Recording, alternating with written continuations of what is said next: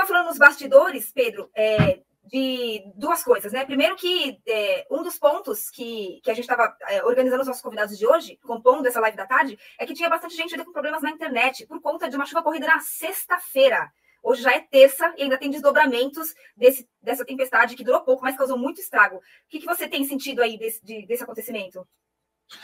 É um acontecimento inacreditável. É um país com a história que nós temos na distribuição de energia. Eu conheço relativamente bem o plano jurídico, porque eu participei da regulação desse setor aí um bom tempo da vida, né? Eu conheço bem o setor assim no plano jurídico, né? E sei que, veja, a Eletropaulo foi criada pelo Paulo Maluf na década de 80, era uma antiga empresa estatal, né? E que na regulação que ela tinha, a queda de luz tinha um prazo de... As pessoas não lembram, eles são jovens, não vão lembrar, obviamente, disso, ou eram crianças ou não tinham nascido ainda. Mas a regulação estabelecia 2 horas de prazo, e era cumprida, para você restabelecer a luz em qualquer hipótese, ventania, queda de árvore, todas essas coisas que estão acontecendo aí. É inacreditável essa Enel, que ganhou nas privatizações, o leilão, etc., a licitação, etc. Quer dizer, ela está prestando esse serviço dessa forma ridícula. Isso ocorre por uma razão muito evidente. É uma redução do custo que ela tem com os serviços através de terceirização e redução de pessoal mesmo. Mesmo terceirizado, há uma redução de pessoal. Então, ela não consegue manter a continuidade dos serviços. Parar 4 dias o serviço de luz é você dar uma solução de continuidade na prestação dos serviços. É a mais grave infração à prestação de serviços que pode ter. Tem gente que fala, não, mas a regulamentação não traz um determinado tempo para ela restabelecer a luz quando cai. Gente, tudo bem que não seja 2 horas, seja 3, seja 4. Agora, 4 dias não existe. Isso não existe. Isso não existe, quer dizer. A gente teve, por conta de uma ventania aí que foi forte, mas uma ventania, né? Nenhuma tempestade tropical, nós tivemos mais casa com luz interrompida do que a Flórida com uma das maiores tempestades tropicais dos últimos anos. Os maiores furacões dos últimos anos. Quer dizer, não há justificativa adequada para isso. O que houve foi uma interrupção do serviço. Não pela primeira vez. Qualquer chuva que dá em São Paulo é 4 dias sem luz. Exato. Isso é o caos na prestação de serviço. O que deve acontecer em relação a isso? Aí hoje está na primeira página do jornal, que é uma forma de proteger a Enel. Veja, que não, agora o povo de São Paulo vai exigir que se repare os prejuízos. Isso é óbvio. Reparar os prejuízos é o mínimo que tem que fazer. Não tem nada a ver com sanção contratual. Estão querendo apagar essa questão. A Enel é contratada do Estado, é concessionária do serviço de distribuição de energia e tem que sofrer sanção contratual. Qual que é a sanção contratual adequada nesse caso? A rescisão do contrato de concessão por culpa da concessionária, caducidade do contrato. Olha só. É necessário que a ANEEL abra um processo administrativo que termine com esse contrato. São possíveis a adoção de algumas medidas cautelares administrativas. Quais elas?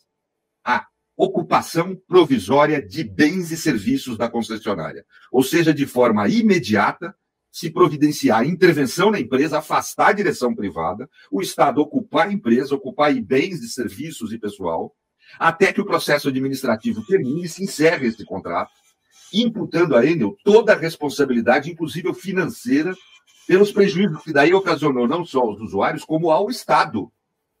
Sim.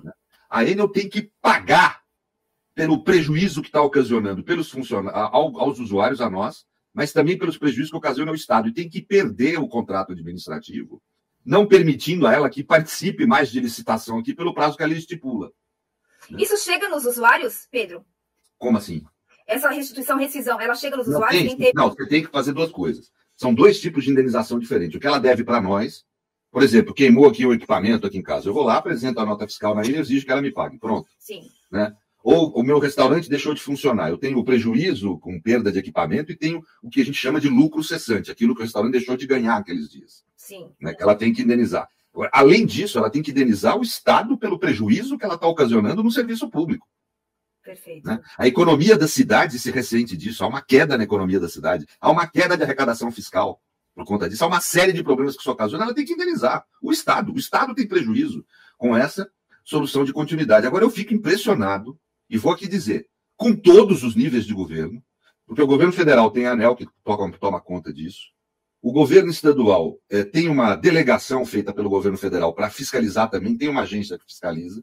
E o governo municipal tem que manter toda uma estrutura física que não mantém para o serviço ser bem prestado. Tanto que a ANEEL vai usar isso como justificativa para se defender, tenho certeza. Né? O atual prefeito de São Paulo é corresponsável pelo que está ocorrendo aqui. Ele não pode fugir da responsabilidade. Ele não tem feito a zeladoria dos bens públicos municipais de uso comum do povo, as ruas, as árvores, né? A estrutura toda, né? De forma adequada. Ele não tem exigido que os fios sejam aterrados na cidade. Sim. Não tem providenciado isso, inclusive ia ser uma obrigação contratual que a ANEEL também teria. Mas existem outras concessionárias de televisão, etc. É a prefeitura quem tem que ordenar isso e aterrar esses fios. Inclusive que esse problema não ocorra mais. Né? Mas veja, isso não elide a responsabilidade da ANEEL de ter uma equipe bem montada que consiga restabelecer o serviço. Se há mais perigo do serviço sofrer danos quando há uma emergência, ou quando há uma chuva, ou quando há uma ventania, ela tem que ter uma equipe maior para responder por isso, enquanto não consegue aterrar os fios. Porque sabe que os fios não estão aterrados. E é, obviamente, imprevisível que uma tempestade, que uma chuva vai ocorrer, um vento, uma ventania vai ocorrer, mas é imprevista, porque não tem como prever, mas é previsível. A gente sabe que chega essa época do ano, vai acontecer. Claro, Alguém aqui tem dúvida que vai chover, vai dar mais vento, vai dar mais perda de... Ninguém tem. Ela teria que ter se preparado com a contratação de pessoas para poder enfrentar isso. Ela não fez isso. Assim ela ganha de anos. Tem gente sempre. Sara, as pessoas têm que saber, as taxas de lucro de energia elétrica são absurdas. A diferença de preço que eles pagam no take da energia vendida para as distribuidoras e o valor que ela cobra da gente é absurdo a diferença. O padrão de lucro, tanto que a Enel, no mundo, o país que ela mais lucra é o Brasil. Mas não é à toa, é porque o padrão do que ela ganhou, se for pegar o contrato, que é o que deveria fazer, desde o início da vigência dele até hoje, o que ela ganhou de dinheiro é absurdo. Então, assim, quer dizer, há um absoluto descumprimento contratual, uma verdadeira rapinagem com o país nesse tipo de prestação de serviço. Né? Essa companhia não tem que permanecer com o serviço. E eu não estou nem discutindo aqui questão de privatização, estatização, eu estou falando de cumprimento de contrato, que é a base do mercado livre, como dizem os liberais.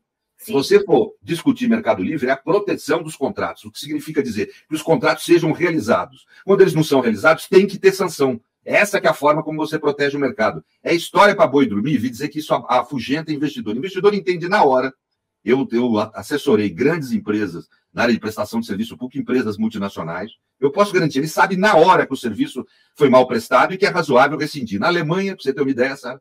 Hoje, nós temos mais de 800 contratos de concessão rescindidos pelo Estado. Né? Olha só. Do concessionário, mais de 800 nos últimos anos. Né? Na França, algo semelhante. No mundo inteiro. Então, não tem nada de fora do...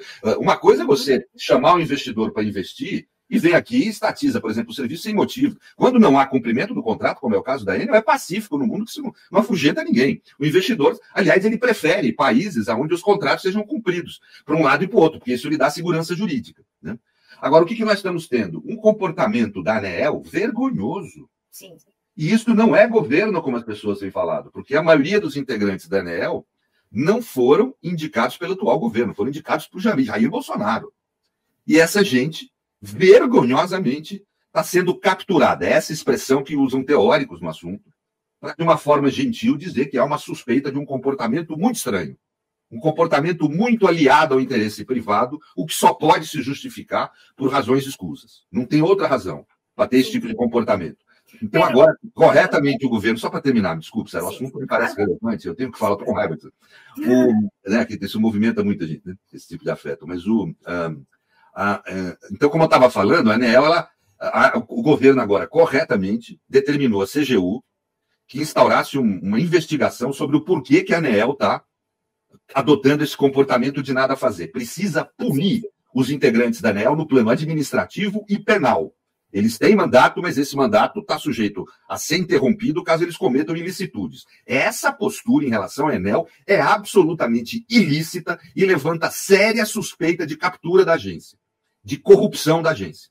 Ótimo. Sendo aqui claro, né? Quer dizer, de formas ilícitas de comportamento, inclusive criminosas. Então a CGU tem que investigar com rigor o porquê que a ANEEL não está fazendo nada e tem que punir esses conselheiros da ANEEL que estão deixando aqui 1.600.000 pessoas sem luz por dias, né, por culpa dessa conduta absolutamente vergonhosa da agência, que tem que ter seus integrantes punidos. Sim. Né? E não pode deixar passar isso que está acontecendo em São Paulo sem rescindir o contrato. Não tem que... Multa é pequeno. Sim.